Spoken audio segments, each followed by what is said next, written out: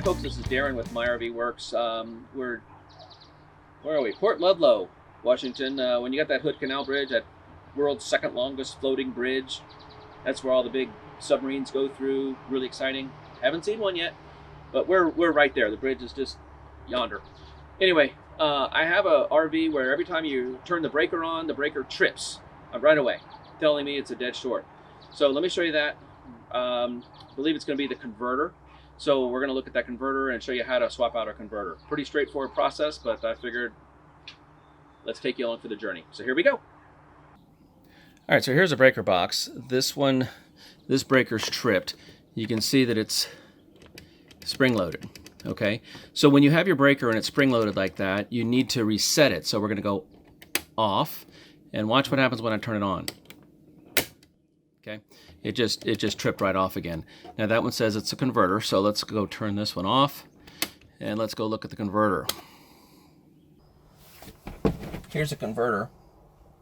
Converter's job is to take 120 AC, convert it to 12 volts DC. That's what's going to run all your DC circuits. Inside this panel is going to be all your fuses. So this has two jobs. One, convert 120 to 12 AC to DC. That's one job. The second job is he's also your battery charger. There's another part of this that will charge your batteries. So if your converter's not working, you're not going to have 12 volts DC. And if it's not working, you're not going to have, your batteries are not going to be charging. If you find this to be your problem, which I believe is the problem, we'll troubleshoot this in a second, then what you can do is just get a regular battery charger, or in a worst case, jumper cables from your tow vehicle, or just somehow put power, DC power on your batteries directly. Whether it's a battery charger, jumper cables from your car, just get 12 volts to those batteries, and that'll basically charge your batteries, backfeeding this. So here I've unplugged the converter. Now what I'm going to do is I'm going to go turn that breaker back on, and if the breaker trips with this unplugged, then it's not this, and we're going to be looking for something in the wiring. If the breaker stays on, then more than likely it's this. And I'm saying this because the sticker said converter, so we're going to assume that the manufacturer of the RV put the stickers on correctly. Okay, so let's go try that breaker in the front. So here we are back here with the converter. We left it off. Now I'm going to see if it'll turn on and stay on. Remember, last time I did this, it tripped off. Let's see. Okay, it stayed on. So it's on, and it feels healthy. It's not tripping. It's the same one. So I'm going to leave this one on. Let's go around to the converter again.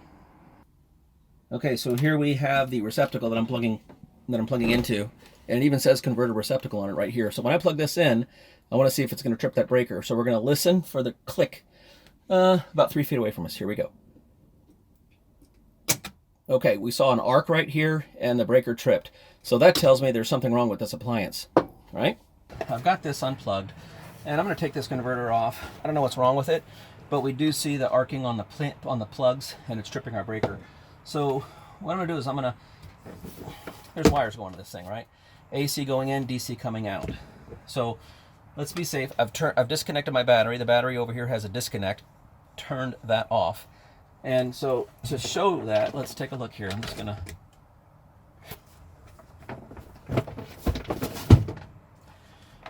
put my meter on DC. I expect this to be 0. If I can grab this guy. There we are. So okay, so my meter is showing 0 volts DC. So our battery is disconnected. We're not feeding back anything here. The reason that's good, if this coach has a battery disconnect switch, but if you don't, then you would disconnect the leads to your battery. You don't want to be working on this when your wires are still connected to the battery. Well, gee, Darren, why would that be? Well, because if this wire touches something, you could have a big arc, and there's hardly any fuse between here and there, so it could be bad. So I know that these are dead. I'm going to still treat them as if they're live. So I've looked in here, and it's got a square bit. So this is a square bit, and that's a metal case, grounded, so gotta be careful. So I'm going to go in here very gently. I'm going to take that guy off, and I've got a big wire nut. I always want to treat this as if this is a direct connection to the battery. Okay, and okay, so he came out. Now that I've got the live guy off, okay, this panel down here could also be going to the battery. So I always want to treat him as if he's hot. And now this is the neutral, so I say neutral. This one is the wire that goes to the battery that's bonded. You're supposed to disconnect the negative first, but in this instance, I wanted to get this guy out of here.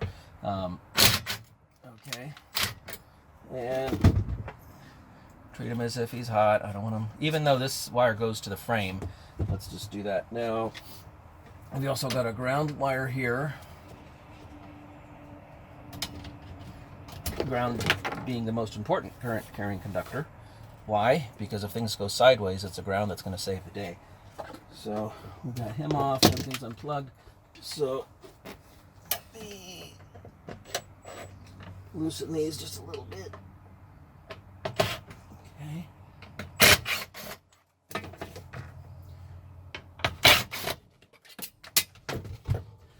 All right, here is our bad converter. We'll put him over there. Now, I stock these. Why do you stock these, Darren? Because converters seem to take big hits all the time. So I always have at least 2 to 3 in my service trailer at all times. And it's one of the parts that seems to... This and water pumps, you know, these are the things that you stock. And we go through a couple of these a month. So, it's the same kind. Now this one, he doesn't have square, his are slotted. So, we'll put him right here. Kind of wish they were all this easy. You know, it's a swap out. Now what I want to do before I get too carried away is, before I connect all these things, I want to plug this in, okay? And now my breaker's tripped, but I want to plug this in to make sure that there's nothing wrong with the wiring. I'm pretty convinced that converter there is shot. Let's do one more test on this converter here, this bad one. So I'm going to stick him right here. He's acting like he's got a dead short. The fuses are fine.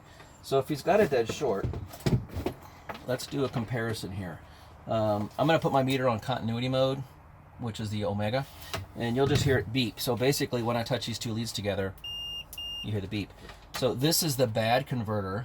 Let's see if he beeps. No, he's not beeping, but I've got 17,000 ohms of resistance. Okay, now let's take the new converter, compare. I got open. Okay, so he's open. Okay, well, so the new one is open, and the bad one has resistance, 18,000 ohms of resistance. So there's something going on inside of this guy that's causing him to short out. So we'll get him out of the way.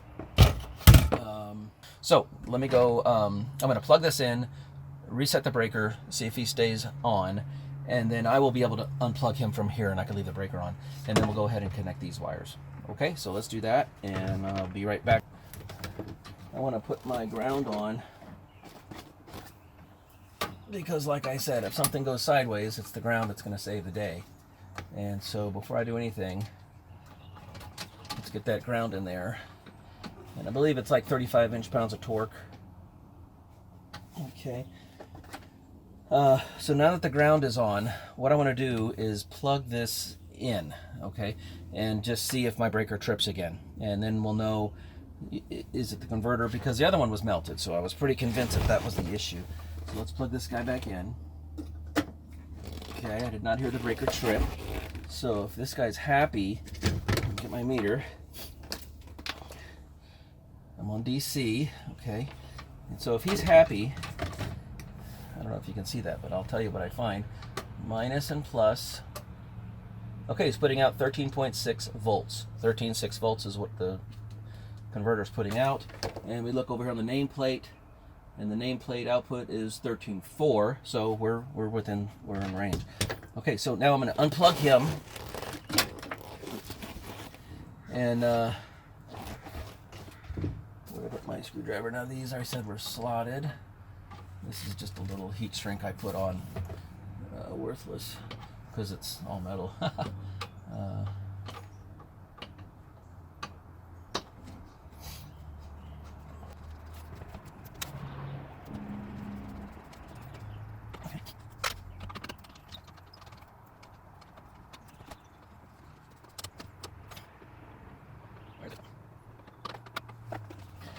Okay.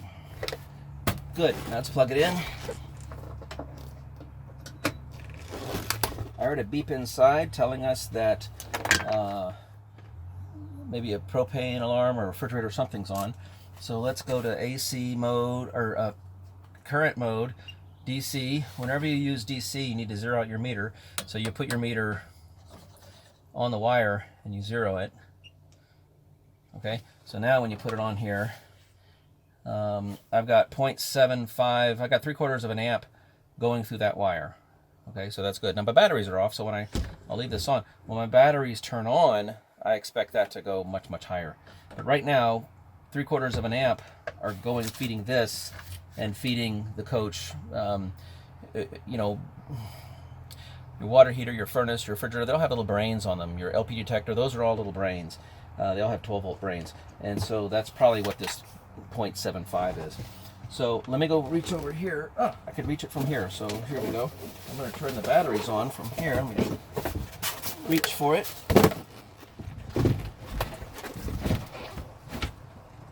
There we go. Okay. So I just turned on the battery. And yeah, we have 47 amps. So now that tells me there's current going through here. So the 0.75 was the regular current going to the coach if no lights are on or anything like that.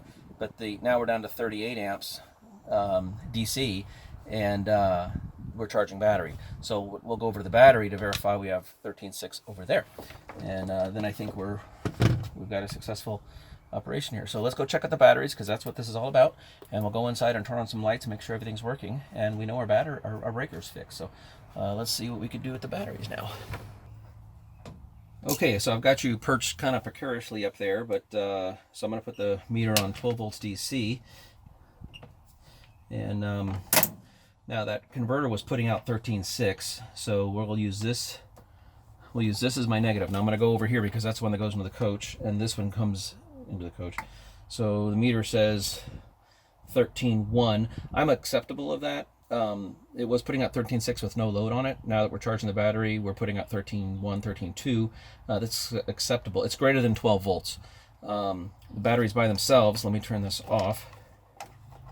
There we go. Batteries by themselves are 12.7, 12.8. So if I'm getting a reading of 13, then it's greater than the battery's voltage. Therefore, the converter is in fact charging the batteries. So hopefully through this video you've seen how to maybe diagnose, troubleshoot, and replace your converter in your RV. We verified that the batteries are charging, and I think we're going to have another happy camper. So if this was added value to you, give me a thumb up. That's how you can thank us for these videos. And if you like these kinds of things, you can subscribe to our channel. I've got lots of repair videos we've already got, and we've got a whole summer worth of more videos that we're making. I'll probably be doing another one a little bit later today, but that'll be coming out later as well. So I've got a lot of videos planned in the pipeline. So if you're liking these, thumb us up, subscribe, and happy campers, say my RV works. So this is Darren from Port Ludlow signing off until the next video. See ya.